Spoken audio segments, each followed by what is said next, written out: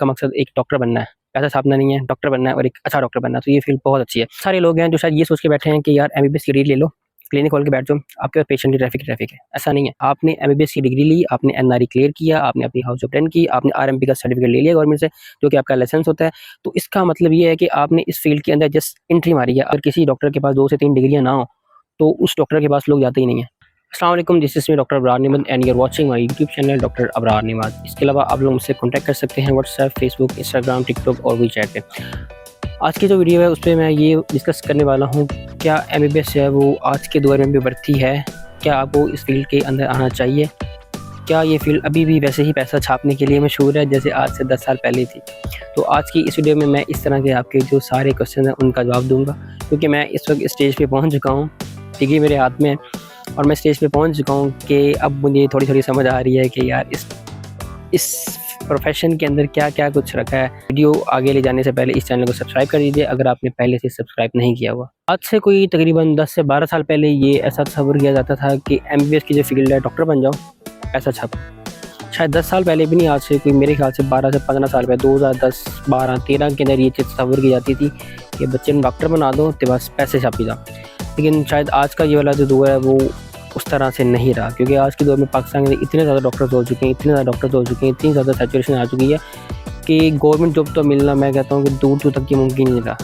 हाँ, अगर आप लोग पीछे से फाइनेंशियली सपोर्ट आपको है, आपके पेरेंट्स की या आपके किसी भी रिश्तेदार की, तो आपके पास अपना इतना पैसा है कि आपको पता है कि आप डिग्री लेने के बाद एक प्राइवेट हॉस्पिटल बना सकते हो, अपना एक सेटअप बना सकते हो, तो फिर आपको इस फील्ड में लाजमी आना चाहिए। या फिर अगर आपको इस प्रोफेशन से प्यार है कि मेरा मकसद ही डॉक्टर बनना है, मेरा मकसद ही लोगों की हेल्प करना है, क्योंकि हर इंसान का शुरू में होता है, लेकिन कंसल्टेंट बनने के बाद हर इंसान का ये वाला जो शौक है वो आहिस्ता आहिस्ता ख़त्म हो जाता है। अब मुझे नहीं पता ये कंसल्टेंट बनने के बाद ये शौक आपका ख़त्म क्यों होता है। शायद गवर्नमेंट हॉस्पिटल में हालात इस तरह के हैं कि आप लोग उस चीज़ से फ्रस्ट्रेटेड हो जाते हो, या फिर कोई और वजह है जिस वजह से इंसान की ये वाले जो विचार हैं आहिस्ता आहिस्ता बदलते जाते हैं। तो खैर, अगर आप लोग इस फील्ड में आने का फैसला कर ही चुके हो तो फिर क्या ये फील्ड बढ़ती है या नहीं है, तो इस चीज़ पे बात कर लेते हैं। हाँ, अगर आप लोग इस फील्ड में आ चुके हो और आपका मकसद एक डॉक्टर बनना है, पैसा छापना नहीं है, डॉक्टर बनना है और एक अच्छा डॉक्टर बनना है, तो ये फील्ड बहुत अच्छी है। ये इस तरह की फील्ड है कि अगर आप किसी भी इंसान को राहत देते हो, सुकून देते हो, तो इस्लाम में भी है कि अगर की तकलीफ़ को दूर करते हो तो ये सदका जारी है। चाहे आप पैसे लेके उसका ट्रीटमेंट करते हो या बगैर पैसे के करते हो, सवाब आपको मिलता है। बहुत सारे लोग हैं जो शायद ये सोच के बैठे हैं कि यार एमबीबीएस की डिग्री ले लो, क्लिनिक खोल के बैठ जाओ, आपके पास पेशेंट की ट्रैफिक है। ऐसा नहीं है। अगर आपके पास एमबीबीएस की डिग्री है तो आप जस्ट इस मेडिकल की फील्ड के अंदर आपने एंट्री मारी है, वो इस फील्ड की आखिर नहीं है। आपने एमबीबीएस की डिग्री ली, आपने एनआरई क्लियर किया, आपने अपनी हाउस ऑफ 10 की, आपने आरएमपी का सर्टिफिकेट ले लिया गवर्नमेंट से, जो कि आपका लाइसेंस होता है। तो इसका मतलब ये है कि आपने इस फील्ड के अंदर जस्ट एंट्री मारी है, आप उस फील्ड के अंदर तक नहीं घुसे हो। एमबीबीएस आपकी एक एंट्री डिग्री है। इसके बाद अगर आपका अपना इंटरेस्ट हो कि नहीं यार मैं प्राइवेट क्लिनिक बनाना चाहता हूँ, आप बना के बैठ जाओ। लेकिन आज का जो दौर चल रहा है, इस दौर के अंदर जो चीज़ देखी जाती है, अगर किसी डॉक्टर के पास 2 से 3 डिग्रियाँ ना हो तो उस डॉक्टर के पास लोग जाते ही नहीं है। एक तो ये चीज़ है। दूसरा, अगर आपने एमबीबीएस की डिग्री कर ली है, उसके बाद आपने क्या करना होता है, स्पेशलाइजेशन में आपने एफसीपीएस करना होता है। इसके अलावा अगर आप इंग्लैंड से स्पेशलाइजेशन करना चाहते हो तो आप एमआरसी का एग्ज़ाम दें। एग्ज़ाम को पास करना इतना कोई आसान काम नहीं है, काफ़ी मुश्किल काम है। हम पाकिस्तानी हैं तो बात घूम घुमा के फिर पाकिस्तान पे आ जाती है, तो इसलिए आज की इस वीडियो में मैं बाकी कंट्रीज़ की तरफ नहीं जाता, पाकिस्तान को ही अपना फोकस रखता हूँ। हाँ, अगर किसी बच्चे ने किसी और कंट्री की इन्फॉर्मेशन लेनी है तो मुझे प्राइवेट मैसेज करें, मैं इंशाल्लाह उसको उसका जवाब दे दूँगा। अगर आप पाकिस्तान को देखते हैं तो पाकिस्तान के जैसे जो टॉप नॉच डिग्री है वो एफसीपीएस कंसिडर की जाती है। एफसीपीएस को करने के लिए सबसे पहला जो एग्ज़ाम है आपको आफ्टर आरएमपी, जब आपको आरएमपी का सर्टिफिकेट मिल जाता है तो उसके बाद आपने जो पहला टेस्ट क्लियर करना था वो एफसीपीएस पार्ट 1 होता है। जब आप एफसीपीएस पार्ट 1 को क्लियर कर जाते हो, जो कि पहले टाइम में बहुत कम बच्चों का होता है, एफसीपीएस पार्ट 1 पास लेने के बाद आपकी जो है इंडक्शन होती है किसी भी पब्लिक सेक्टर के अंदर, किसी भी गवर्नमेंट या टर्शियरी केयर हॉस्पिटल के अंदर। लाइक अगर आप रहीम यार खान की बात करो तो शेख साहब के अंदर आपकी होती है, अगर लाहौर की बात करो सर्विसेज है, जिना है, म्यू है, उसके अलावा अगर आप फैसलाबाद की बात करो फैसलाबाद टीचिंग हॉस्पिटल है, गुजरांवाला की बात करो तो गुजरांवाला टीचिंग हॉस्पिटल है। इसके अलावा अगर आप इस्लामाबाद की बात करो तो पेम्स हॉस्पिटल है। इस तरह हर, अगर आप बहावलपुर की बात करो तो बीवीएच है, बहावल विक्टोरिया हॉस्पिटल। अगर आप मुल्तान की बात करो तो वहाँ पर नस्तर हॉस्पिटल है। लेकिन ये नहीं होता कि आपका एफसीपीएस 1 क्लियर हुआ और आपने फ़ौरन जाके किसी भी गवर्नमेंट सेक्टर के अंदर अप्लाई किया और आपकी वहाँ पे इंडक्शन होगी। एक प्रॉपर मेरिट बनता है, फिर आप उस मेरिट पे पूरे उतरते हो, और उस मेरिट पे पूरा उतरने के बाद भी ऐसा नहीं होता कि आपकी डायरेक्ट इंडक्शन लग जाए। उसके बाद बहुत से लोग आपसे पहले इस लाइन का इंतज़ार कर रहे होंगे कि हाँ मेरा मेरिट बना था आज से साल पहले, 6 महीने पहले, 1.5 साल पहले, अब मेरी बारी है इंडक्शन की। अब मेरी बारी आएगी कि मैं किसी पब्लिक सेक्टर के अंदर जाके अपनी पीजीआरशिप करूँगा। तो अपनी बारी का इंतज़ार करते करते भी जो मैंने देखा है मोस्टली आपको साल 1.5 साल का टाइम आपको लग जाता है आफ्टर पासिंग FCPS। उसके बाद आपने 4 साल पीजीआरशिप करनी होती है। पीजीआरशिप करने के बाद फिर आपने FCPS पार्ट 2 देना होता है, जो कि पास करते करते यहाँ से दाढ़ी से स्क्रैच बाहर आपके निकल आते हैं। बहुत सारे बुजुर्गों को मैंने FCPS पार्ट 2 देते देखा है और बहुत सारे लोगों से मैंने सुना भी है।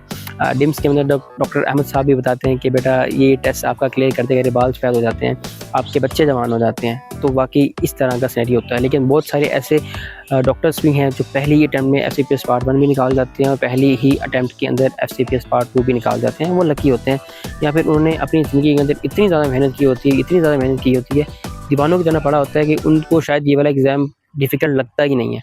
फिर जब आपका FCPS पार्ट 2 का एग्ज़ाम क्लियर हो जाता है तो फिर आप एज अ कंसल्टेंट, यानी कि आप फिर इस काबिल होते हो कि आप अपने आप को कंसल्टेंट या स्पेशलिस्ट कह सकते हो किसी भी एक फील्ड का। चाहे आप रेस्पिरेटरी में करो, मेडिसिन में करो, आप रेस्पिरेटरी में करो, CVS में करो, लिवर GIT में करो, आप सर्जरी में करो, आप ऑर्थो में करो, डर्माटोलॉजी में करो, ये आप पे डिपेंड करता है। आप ENT में करो, आप ऑप्थेल्मोलॉजी में करो, जिस भी फील्ड के अंदर आप जाते हो वो आप पे डिपेंड करता है। तो यानी कि MBBS की 6 साल की आपकी डिग्री है, 1 साल आपकी हाउस जॉब है, फिर आपने NRE भी निकालना है, 6-8 महीने आपके इसके अंदर भी लग जाते हैं, 7 साल आप इसको लगा लो। 7 साल ये हो गए। उसके बाद आपने FCPS 1 देना है, 4 साल की पीजीआरशिप है, 1.5 साल आपका वेट करते करते इंडक्शन का आपका उसमें वेस्ट होता है। फिर आपने FCPS पार्ट 2 देना है, वो पहले टाइम में जाता है, नहीं जाता तो कर करा के आप FCPS 2 पास करने के बाद कंसल्टेंट बनने तक आपकी जो उम्र है वो 35 से 40 साल के दरमियान हो जाती है। शायद यही वजह है कि अगर हम अपने सिटी के अंदर जाते हैं तो हमें यंग कंसल्टेंट देखने को नहीं मिलता, यानी 30-32 साल का कंसल्टेंट आपको देखने को ऑलमोस्ट नहीं मिलता। मैंने शायद अभी तक कोई कंसल्टेंट 32 साल की उम्र का नहीं देखा। हाँ, ऐसा होता है कि अगर आप UK वगैरह गए हो, आपने वहाँ पे MRCP दी है, वहाँ पे आपका हो जाता है। जैसे कि डॉक्टर अहमद साहब हैं, उनकी एज इस वक्त होगी 40 to 45 के बिटवीन, तो उनके पास MRCP की डिग्री भी है, उनके पास FCPS 1, FCPS 2 उसकी डिग्री भी है, तो वो एक एक्सेप्शन है। तो अगर आप इस चीज़ का माइंड बना के बैठे हो कि मैंने MBBS करना है, तो आप ये भी देखो कि मेरे 6 साल 7 साल आपके हाउस जॉब करते करते गुजरेंगे, MBBS की डिग्री लेते गुजरेंगे, फिर FCPS 1 में आपका टाइम वेस्ट होगा, फिर 2 में आपका टाइम लगेगा। तो ये करते करते आप मिनिमम 35 के 40 तक भी आप जा सकते हो। तो अगर आप इतना अफोर्ड करते हो कि 40 साल की उम्र तक आप सर्वाइव कर सको, तो फिर आप इस फील्ड में लाजमी आओ। लेकिन अगर आपका मकसद ये था कि आप मिडिल क्लास फैमिली से हो और आपका ये मकसद था कि यार मैंने MBBS की डिग्री करनी है, हाउस जॉब करनी है, NRE पास करना है और मैंने क्लिनिक खोल के बैठ जाना, पैसा छापना है, अगर आप ये वाली सोच लेके इस फील्ड के अंदर आए हो तो मेरे ख्याल से आपको ये सोच थोड़ी सी बदलने की ज़रूरत है, क्योंकि इतना आसान नहीं है इस फील्ड के अंदर इतनी जल्दी से पैसा कमाना।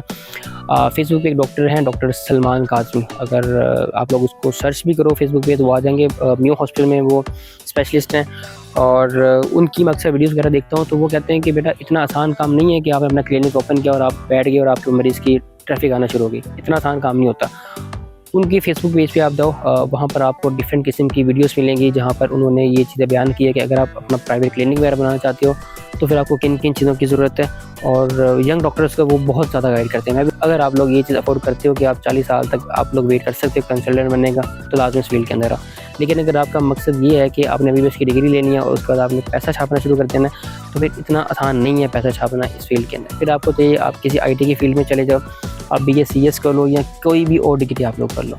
तो खैर ये थी मेरी आज की सारी वीडियो। अगर आप मेरी इस बात से एग्री करते हैं तो इस वीडियो को लाइक करें, चैनल को सब्सक्राइब करें और दूसरे लोगों के साथ इस वीडियो को शेयर करें जो लोग MBBS की फील्ड में सिर्फ इसलिए आना चाहते हैं कि वो MBBS के बाद पैसा कमाना चाहते हैं। खैर आपसे मुलाकात होगी इंशाअल्लाह नेक्स्ट किसी वीडियो में। तो बड़ी मेहनत करके यार मैं ये वीडियोज़ बनाता हूँ। मैंने बहुत सारे लोगों की चाइना के रिलेटेड वीडियोज़ देखी हैं, लेकिन मुझे खातिर खा किसी भी एक चैनल पर ऐसा कंटेंट नहीं मिला जिसकी वीडियोज़ देख के बच्चे या तो MBBS के बारे में इंफॉर्मेशन हासिल कर सकें या चाइना के बारे में इंफॉर्मेशन हासिल कर सकें या फिर MBBS के बाद आपका क्या फ्यूचर है उसके बारे में इंफॉर्मेशन हासिल कर सकें। तो मैं बड़ी मेहनत करके यार ये वीडियोस बनाता हूँ ताकि ज़्यादा से ज़्यादा बच्चों की इस फील्ड के अंदर जो आना चाहते हैं या जो आ चुके हैं, सबर से आ चुके हैं या अपनी मर्ज़ी से आ चुके हैं या घर वालों के दबाव की वजह से आ चुके हैं, ताकि ज़्यादा से ज़्यादा उन लोगों की इसमें हेल्प हो। और इंशाल्लाह मैं कोशिश करूँगा कि जब मेरी हाउस ऑफ शुरू हो तो मैं डिफरेंट डिजीज़ के ऊपर वीडियोज़ बना सकूँ, क्योंकि फ़िलहाल तो मैंने टेक्स्ट पढ़ा है ना बुक का, तो टेक्स्ट पढ़ के अगर मैं इन चीज़ों में वीडियोस बनाना शुरू कर दूँ वो एक डिफरेंट चीज़ है। लेकिन अगर मैं हाउस ऑफ अपनी करता हूँ, हाउस ऑफ के दौरान अगर मैं वीडियोस बनाता हूँ तो फिर मुझे काफ़ी ज़्यादा हेल्प होगी कि इस तरह के पेशेंट आते हैं, क्योंकि जो पेशेंट आपके पास आता है वो टेक्स्ट बुक पढ़ के नहीं आता। टेक्स्ट बुक पढ़ के कभी मरीज़ नहीं आता। बहुत कम केसेज़ ऐसे होते हैं जो टेक्स्ट बुक जैसे आपने पढ़ा होता है सेम वैसा मरीज़ आपके पास है। तो अगर मैं कोई डिज़ीज़ डिस्क्राइब भी करता हूँ या उस पे वीडियो भी बनाता हूँ, तो टेक्स्ट बुक वाली वीडियोज़ में और रियल पेशेंट वाली वीडियोज़ में थोड़ा-सा फ़र्क होता है। तो इंशाल्लाह जब मैं अपनी हाउस जॉब शुरू करूँगा तो मैं कोशिश करूँगा कि इस चीज़ पे भी वीडियोज़ बनाऊँ, और क्विक रिव्यू जो होते हैं, लाइक अगर आप किसी कि आप मैनेजमेंट पढ़ रहे हो, आप हार्ट फेलियर की पढ़ रहे हो, आप एंजाइना पेक्टोरिस की मैनेजमेंट पढ़ रहे हो, या फिर आप ईसीजी पे थोड़ी बहुत डिस्कशन किसी अपने कॉलीग से करना चाहते हो, तो मैं कोशिश करूँगा कि उन छोटे-छोटे टॉपिक्स पर भी आपकी वीडियो बनाऊँ। ये वाली जो सारी चीज़ें मैंने डॉक्टर अहमद साहब से सीखी हैं, टिम्स वालों से, क्योंकि अगर आप कोई भी टेक्स्ट बुक ओपन करते हो ना, लेट्स सपोज़ अगर आप इंटरनल मेडिसिन की बुक ओपन करते हो, आप रूमाटोलॉजी का केस पढ़ते हो, रूमाटॉइड आर्थराइटिस पढ़ते हो, आप ऑस्टियोआर्थराइटिस पढ़ते हो, आप सेप्टिक आर्थराइटिस पढ़ते हो, या एसएलई की मैनेजमेंट पढ़ते हो, आप कोई भी चीज़ वहाँ से पढ़ते हो। तो बुक के अंदर आपको किस-किस टाइम पे कौन-कौन सी मेडिसिन आपने मैनेजमेंट में देनी है, वो उस पे मेंशन नहीं किया होता। जस्ट टेक्स्ट बुक में लिखा होता है कि आप ये वाली मेडिसिन आपने ये मरीज़ को देनी है। किस टाइम पे देनी है, किस तरह से देनी है, ये वाली सारी चीज़ें मैंने सीखी हैं टिम्स अकेडमी से, डॉक्टर अहमद साहब से। तो ये एक फ़ायदा होता है आपको कि अगर आप किसी अच्छी अकेडमी में जा रहे हो और वहाँ पर आपको एक प्रॉपर वे में सारी की सारी गाइडलाइन मिल रही है, और सारी चीज़ें एक तसल्ली से एक डिसेंट वे में डिस्क्राइब की हैं। कल अगर आप किसी भी डिज़ीज़ का ट्रीटमेंट बता रहे हो, तो उसके अंदर सबसे पहले आपने जो बताना होता है वो जनरल मीनिंग्स बताने होते हैं। फिर आपने ड्रग ट्रीटमेंट बताना होता है, फिर आपने एडवांस ट्रीटमेंट या डेफिनिट ट्रीटमेंट आपने वो बताना होता है, जो कि मोस्टली सीवियस के डिसीज़ में हार्ट ट्रांसप्लांट ही होता है, जो कि पॉसिबल नहीं है आज के इस दौर में, क्योंकि डोनर जो है वो अवेलेबल ही नहीं होते। तो खैर आपसे मुलाकात होगी इंशाल्लाह नेक्स्ट किसी वीडियो में। दुआ में याद रखिएगा। अल्लाह हाफ़िज़।